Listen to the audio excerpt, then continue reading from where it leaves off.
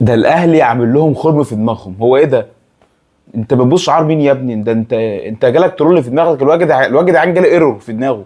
الواد بيحتفل بفوز بيراميدز فبيبص شعار نادي الزمالك. في ايه يا جدعان؟ لا، وممدوح عيد راح خد كاس دوري ابطال افريقيا وراح حضر بيه اجتماع لجنه الانديه ولا اجتماع الانديه بتاع اتحاد الكوره ده. ايه يا جماعه في ايه؟ وما عندكش دولاب مثلا؟ صحيح ما عندكش دولاب صحيح. فتاخده معاك في اي حته بقى عبال ما تعملوا دولاب. ايه يا جدعان ده؟ مش كده يا جدعان. وبعدين ايه الماتش يخلص الاقي ايه، انا انام اصحى الاقي عاملين اغنيه وابراهيم عادل بيغني ومش عارف ايه ايه يا جماعه ده؟ ايه الحرمان ده؟ ده ايه ده خلي الفقير ياكل فعلا، ده مش ممكن. وبيقول لك انا محروق. بيقول لك ايه بقى؟ لا، في حته حلوه بيقول لك ايه، بتيجي تتكلم مع اي زملكاوي يقول لك ايه، شفت بيراميدز خد مكانك. ايه ده خد مكاني ازاي يعني؟ خد مكاني ازاي يا ابني انت؟ يا ابني قول كلام يعقل يا ابني. ايه اللي خد مكاني يا عم؟ ماشي خد مكاني، يعني انا مكاني كنت انا باخد دوري ابطال افريقيا، وانت كمان كان مكانك فين؟ في الكونفدراليه صح؟ جدعان اقسم بالله مسخره مسخره. هو بيراميدز، لو هنتكلم، لو انا هقلع التيشيرت وهتكلم بشكل محايد، يستحق ان هو ياخد البطوله. فريق بيلعب وبيتعب وعمل ماشي. وانا لما اجي البس الفانيلا اقول منك اللي هي كوره، بس هي دي القصه كلها. انت بقى فين يعني؟ انت كزملكاوي بتعمل ايه؟ انت ايه دنيتك؟ انت مش واخد بالك بيحصل ايه يا جماعه؟ بصوا بقى الكلام اللي انا هقوله ده، يعني انتوا تشوفوه، اسالوا اي حد قديم متابع كوره من زمان بقى، جدك، مش اسال حتى والدك، اسال جدك.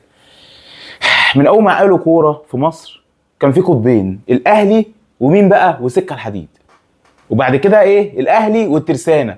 بعد كده الاهلي والزمالك. دلوقتي الاهلي وبيراميدز. انت بتضيع، انت بتروح، انت بتنزل يا ابني. انت خلاص هتبقى زيك زي الترسانه والاسماعيلي.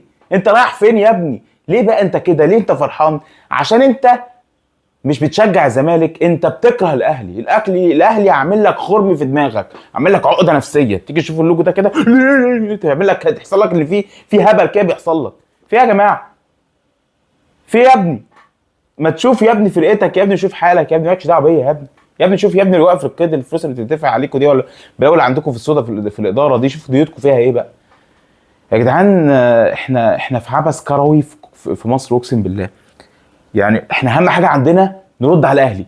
يعني انا اخد بطوله، اخد الكاس واروح احضر اتحاد الكوره لجنه الاجتماع بتاع الانديه تحت اتحاد الكوره عشان اخد الكاس واغيظ بيه المندوب بتاع النادي الاهلي او ممثل النادي الاهلي او الشخص اللي هيجي يمثل النادي الاهلي، قاعد اغيظه وخلاص. انا اهم حاجه عندي ارد على النادي الاهلي. ما في ولا اخد بطوله، مش فارقه معايا اخد بطوله، مش فارقه معايا مش عارف ايه. انا اهم حاجه عندي ارد على النادي الاهلي. مش فارقه معايا بقى ان في نادي اسمه بيراميدز هيجي ياخد مكاني كزمالك وانا هنزل تحت. يعني بيراميدز عمال يعلى فوقيك، بيدوس عليك وبيعلى وش هيوصل لي تمام. انت بقى مبسوط عشان اهم حاجه ان انت بتكيد الاهلي. فاحنا لنا الله والله العظيم. او مش، بصوا، هي حاجه تضحك يعني، برضو هي مش حاجه تزعل قوي. انا بزعل عشان انا عايز يكون ايه، في منافسه حقيقيه بجد. ريال مدريد وبرشلونه ومش عارف ايه والحاجات دي الجميله دي، اللي هي المنافسه الجميله دي. انا عايز بقى ايه يعني، في 3 4 فرق قويه في الدوري والدوري مولع. لكن انا كل لوحدي فوق وانتوا عاملين عشان تردوا عليا، ده كده يعني فعلا الاهلي فوق الجميع. هو مفيش نادي في مصر، مفيش مؤسسه ناجحه في مصر بعد الجيش الى النادي الاهلي. ركض ضحك.